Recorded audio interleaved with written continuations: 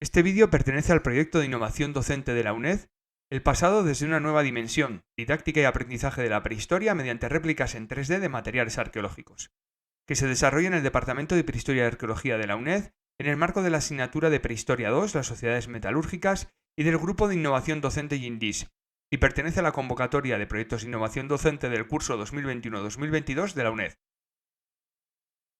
Esta introducción está dedicada a un recipiente cerámico del Neolítico Antiguo de Centroeuropa, que se enmarcaría en el tema 1 de la asignatura. Esta pieza pertenece a la llamada cultura de la cerámica de bandas, o Linerbandkeramik, LBK en alemán, que se extiende por Europa central. Se trata de uno de los grupos arqueológicos más representativos del Neolítico Antiguo europeo. El origen de esta cultura estaría en la cuenca occidental de los Cárpatos, en torno al 5600-5500 antes de la era común. En su expansión llega a la cuenca de París en sus últimas fases, hacia el 5000.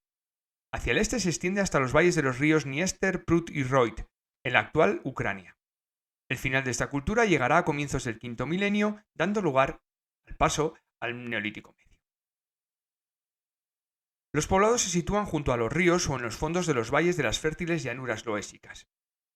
Estos asentamientos, de unas 2 hectáreas y media de extensión, suelen agrupar entre 25 y 30 viviendas en el interior de recintos de tierra con empalizada y foso. Junto a estos poblados aparecen entidades menores llamadas aldeas o granjas aisladas. En los QR tenéis sendas recreaciones en 3D de poblados de la LBK. Las viviendas han sido consideradas como uno de los rasgos más característicos de esta cultura. Son de planta rectangular, a veces trapezoidal, de entre 10 y 45 metros de longitud por entre 5 y 7 metros de anchura, normalmente con orientación norte-sur. La techumbre es a doble vertiente, formada por madera y paja. Destaca su división interna en 3 zonas. Las paredes, elaboradas con ramas, se enlucen con barro obtenido en zanjas junto a las viviendas. Estarían ocupadas por familias extensas. Precisamente la generalización de la tipología de una tipología de vivienda y el esfuerzo colectivo necesario para su construcción han llevado a algunos investigadores a afirmar que los grupos LBK constituirían sociedades igualitarias.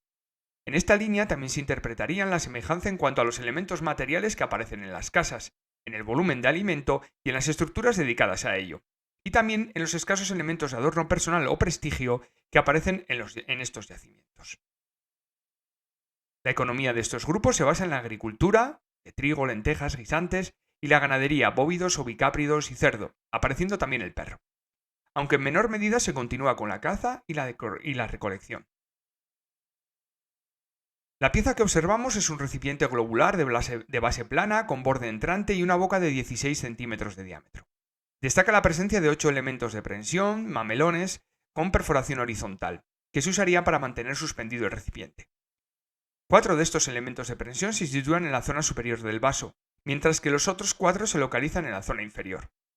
Los 4 elementos de prensión de la zona superior se intercalan vistos desde arriba con los de la zona inferior, como puedes comprobar en el modelo 3D. La decoración consiste en líneas de pares de impresiones que recorren la mayor parte de la panza, formando un patrón decorativo. Las primeras cerámicas LBK suelen presentar desgastantes orgánicos y fondos planos. Las formas más habituales son cuencos y ollas y perfiles compuestos como botellas, apareciendo también algunos perfiles carenados. Solo se decora una pequeña proporción de los recipientes con incisiones en forma de U, a veces combinadas con impresiones varias. Las acanaladuras y las digitaciones son menos frecuentes.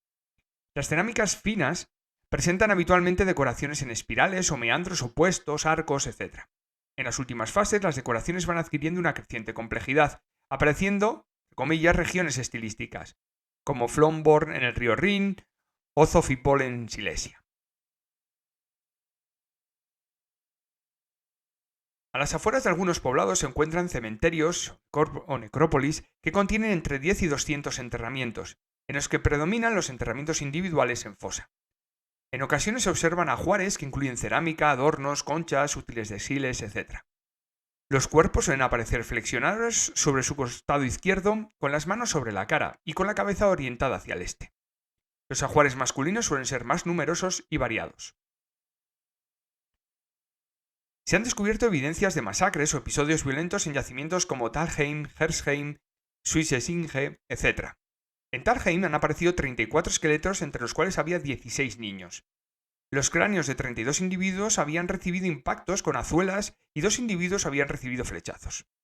No se observaron heridas defensivas, por lo que se ha interpretado que podrían haber sido atacados mientras huían. Estas evidencias apuntan a que la violencia, en ocasiones sistemática, tuvo un papel en el seno de estas comunidades neolíticas o entre grupos mesolíticos y neolíticos. Te invitamos a que investigues y debatas con tus compañeros sobre los siguientes temas. ¿Qué diferencias observas entre la cultura LBK y el grupo del Cardeal Mediterráneo? ¿A qué se debieron los episodios violentos detectados en varios enterramientos neolíticos de la cultura LBK? Busca información sobre estos yacimientos, las víctimas, los posibles autores, etc. ¿Cómo se expandió la cultura LBK? Busca información sobre las hipótesis de su expansión.